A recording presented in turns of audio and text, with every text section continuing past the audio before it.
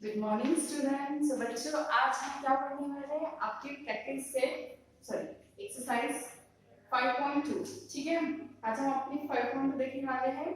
तो उसमें ये जो फर्स्ट क्वेश्चन है, फर्स्ट क्वेश्चन सेकंड क्वेश्चन हमने देख लिए थे। ठीक है, देन थर्ड क्वेश्चन भी हमने देख लिया था। क्या था? फोर्थ क्वेश्चन पढ़े थे क्या हमने? क्या था? Which of the following number is divisible by 9? 9 था। 3 और 9 की टेस्ट सेम ही है।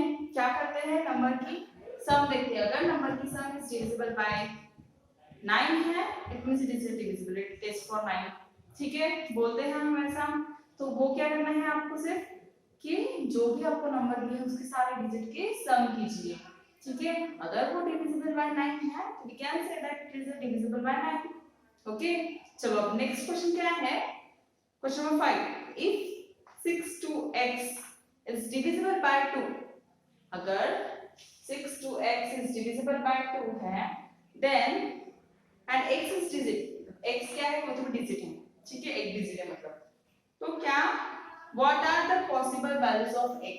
तो x की पॉसिबल वैल्यूज क्या है ये बताइए। ठीक है, x के पॉसिबल वैल्यूज क्या है ये बताइए। अब आपको पता है कि अगर 2 की डिविजिबिलिटी टेस्ट अगर हमको देखना है, 2 की डिविजिबिलिटी टेस्ट अगर हमको देखना है तो हम क्या करते हैं?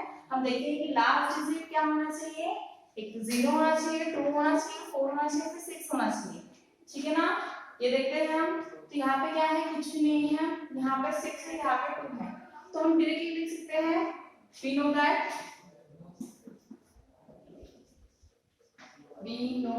that क्या लिखा है यहाँ पे? टेस्ट divisibility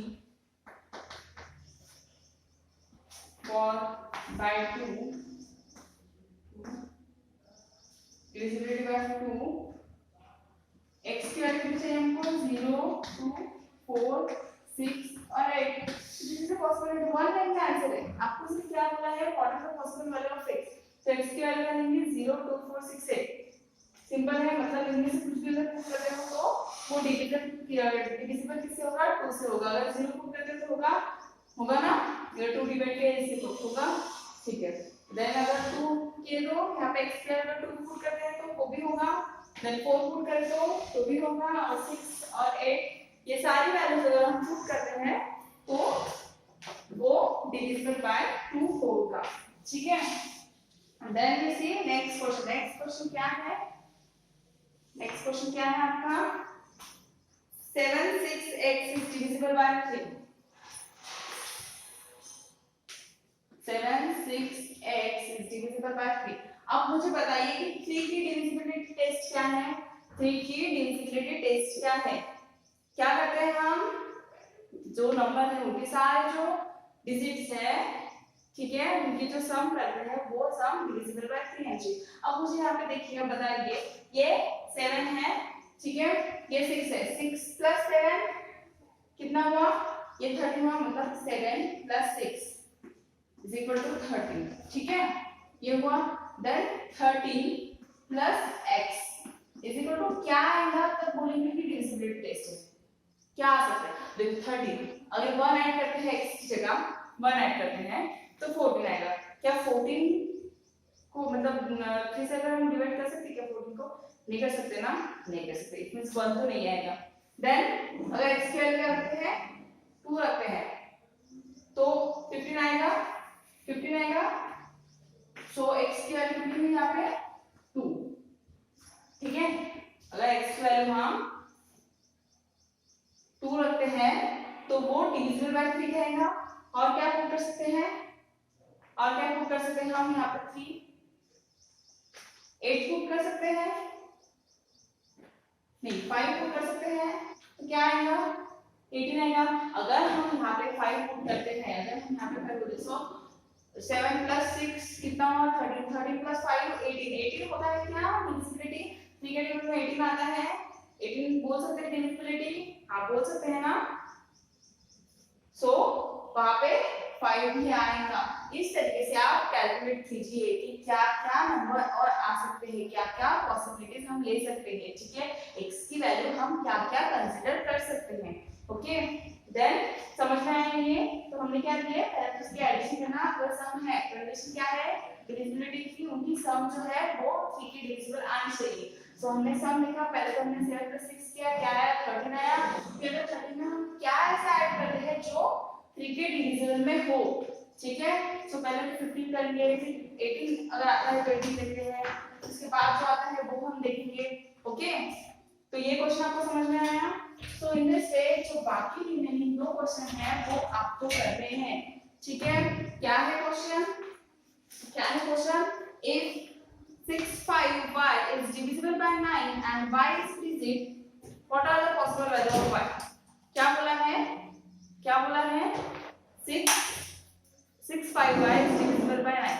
अब देखो 9 की डिविजिबिलिटी टेस्ट क्या थी, 9 की डिविजिबिलिटी टेस्ट क्या थी, उसकी भी सेम ही थी। ठीक है, जैसे क्या करना था, सम देखना था। सम तो यहाँ पे भी क्या करेंगे, सम देखेंगे। मतलब 6 + 5 कितना होता है, 11 होता है। अगर 11 में क्या ऐसा है, 11 में क्या ऐसा ऐड करोगे जो 9 की डिविजिबल में आएगा, 7 ऐड कर सकते हैं, कर सकते हैं ना, ताकि 18 आए। तो 18 तो आता है 9 की डिविजिबिलिटी टेस्ट में, ठीक है। सो इस तरीके से आपको देखना है कि हम क्या-क्या पॉसिबिलिटीज लगा सकते हैं। Okay, so now here we finish your exercise 5.2।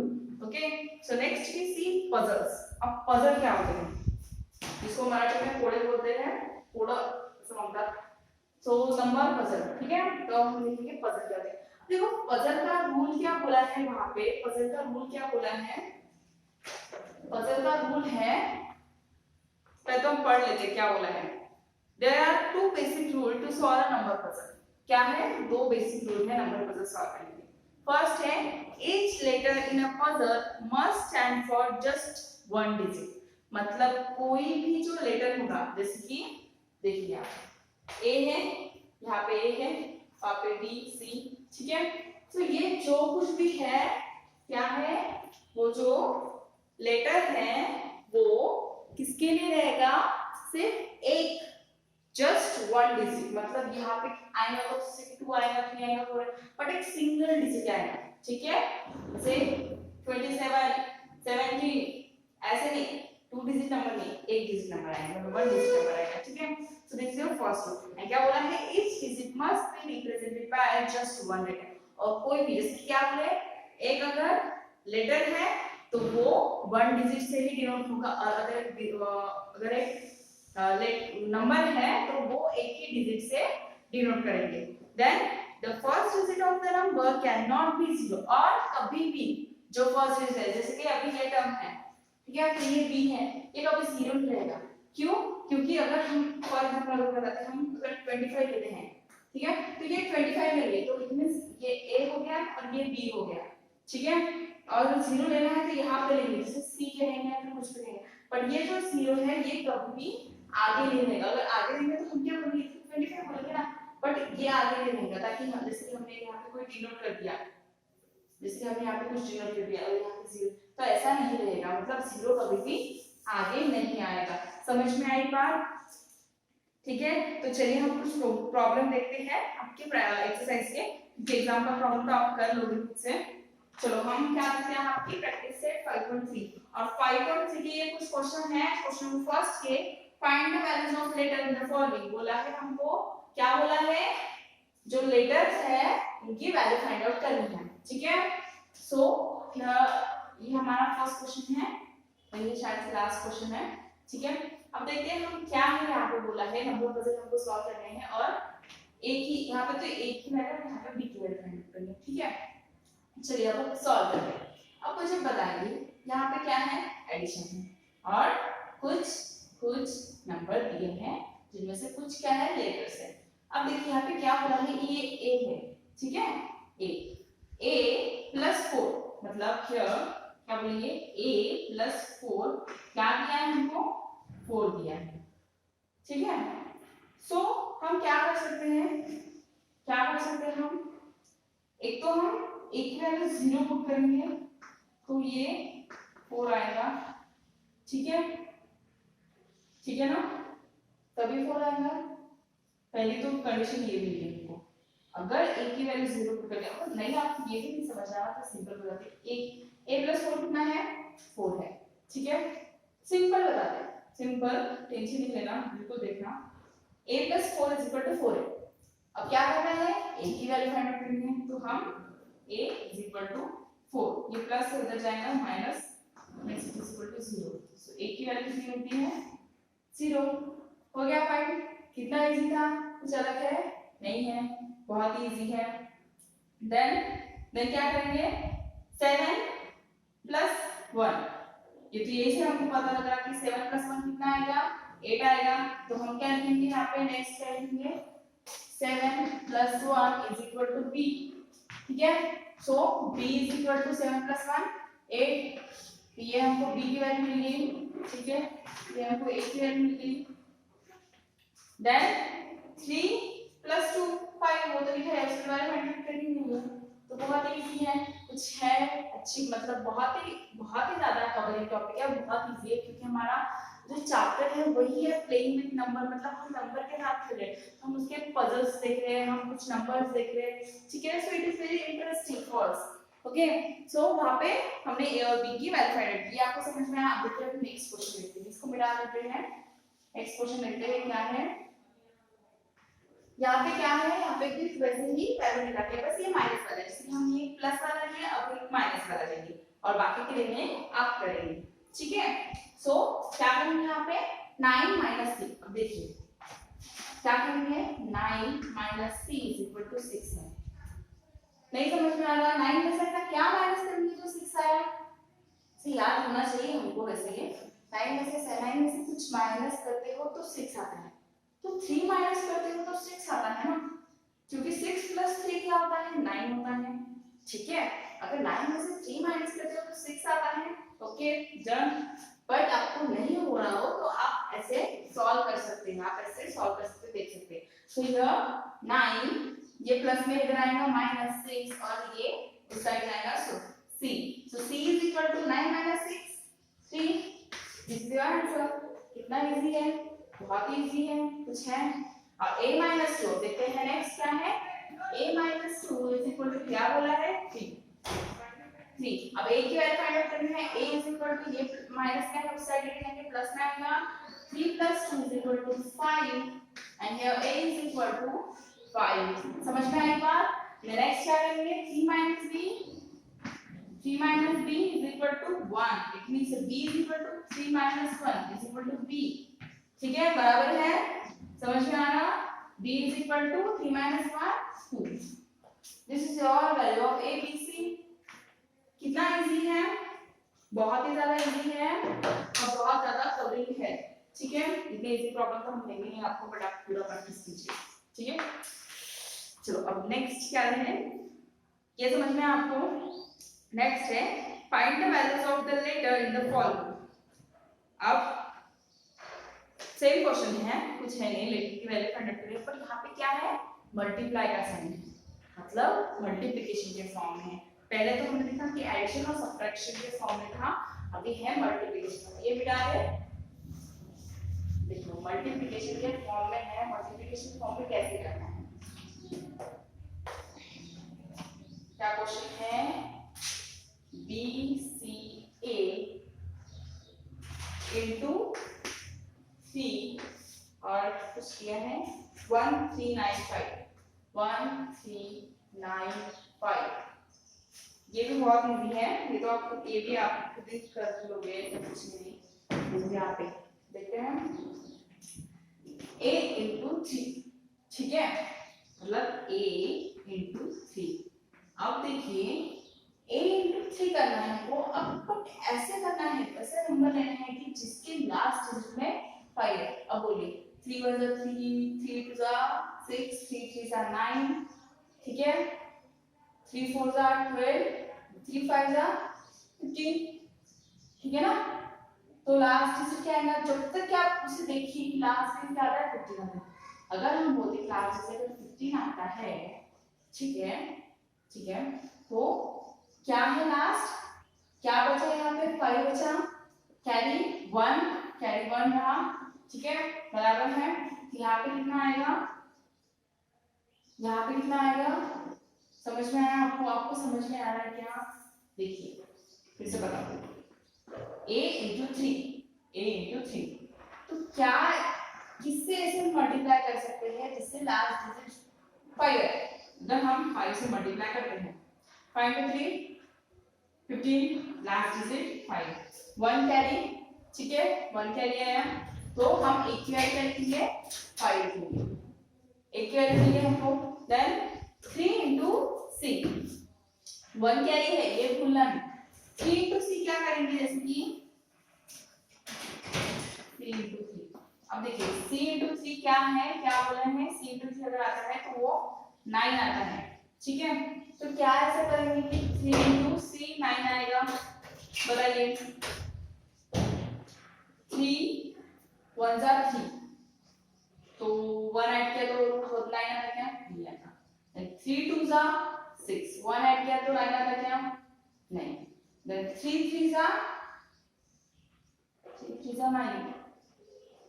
3 3 जा 9 आ रहा,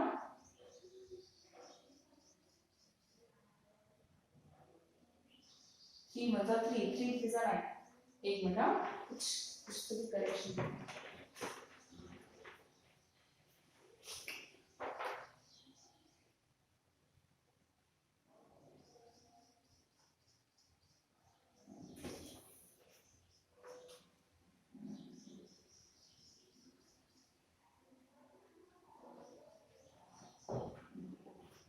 ठीक है, अब बता दिया आपको क्या है, देखिए 3 3 जा क्या किए, 9 किया, 9 प्लस 1 ऐड किए तो क्या आता है, 9 आता है क्या लास्ट में, नहीं आता, 10 आता है, इतने से 0 आता है, 1 0 0 आता है ना, ठीक है, सो क्या करेंगे, इस तरीके से करते जाएंगे, फिर 3 3 करेंगे, फिर 3 4 जा करेंगे, 12 आता है, 12 प्लस 1 13 हो गया, ठीक है, 13 हुआ ना, 30, तो लास्ट में तो 3 आया, नहीं ना, देन नेक्स्ट, मतलब ये पूरा दिमाग लगाने वाली बात है, देन 3 4 जा करेंगे, फिर 3 5 जा करेंगे, फिर 3 6 जा, 3 7 3 8 3 9 जा, ठीक है, ऐसे करेंगे, देन अगर 3 5 जा किए 15 आएगा, 15 प्लस 1 16, सो नहीं आएगा, देन 3 6 जा, अगर हम करते हैं 3 6 जा करते हैं तो कितना आता है, 18 आता है, हाँ आए हम पास में, 18 आता है, और 1 जो कैरी ओवर ऐड किए तो हम कितना आता है, 19 आता है, और लास्ट डिजिट 9 आता है, तो हम लिख सकते हैं, तो हम यहाँ पे क्या लिखेंगे, 6, ठीक है, समझ में आ रहा है आपको, 6 लिखेंगे, देन हो गया 6, अब देखिए 3 into 6 18, 18 plus 1 19, हाँ 9, 1 कैरी, फिर से 1 कैरी आया हमारा, 1 कैरी, देन 3 into b, अब देखिए 3 into b है, 3 into b क्या आएगा, क्या लिख सकते हैं हम, देखिए 3 into b, 3 into b ऐसी टर्म आनी चाहिए जिसमें अगर 1 ऐड करते हैं तो वो 13 होना चाहिए, अब 3 1 जा 3 ले लो, फिर 3 2 जा 6, 6 plus 1 7, no, then 6 3 6 3 into 3 9, 9 plus 1 10, नहीं चाहिए, 3 into 4 अगर लेते हैं तो कितना आता है, 3 into 4 कितना आता है, 12 आता है, हाँ आता है ना, और अगर उसमें 1 ऐड कर दे तो 30, तो क्या आएगा, ये आंसर मिल सकता है हमको, तो इट मींस हम यहाँ पे क्या लिख सकते हैं, 4, अब देखिए आप कैलकुलेट करके देखिए कि बराबर आंसर है कि नहीं है हमारा, बराबर आंसर है कि नहीं है हमारा, फिर ये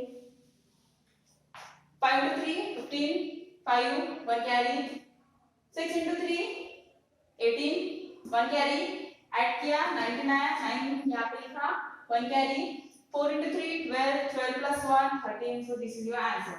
तो इस तरीके से आपको मल्टीप्लिकेशन में भी चेक करना है, मतलब आप पॉसिबिलिटीज लीजिए कि अगर किससे अगर मल्टीप्लाई करते हैं क्या करता है तो क्या आ सकता है, ठीक है, सो इस सेकंड क्वेश्चन जैसे आप कर सकते हो, बहुत ही इजी है, कुछ मतलब बहुत इंटरेस्टिंग चैप्टर है, ठीक है, तो चलिए आज के लिए यहाँ पर रुक जाते हैं, और बाकी के जो क्वेश्चन हैं वो हम कल पढ़ेंगे, ओके, सो थैंक यू।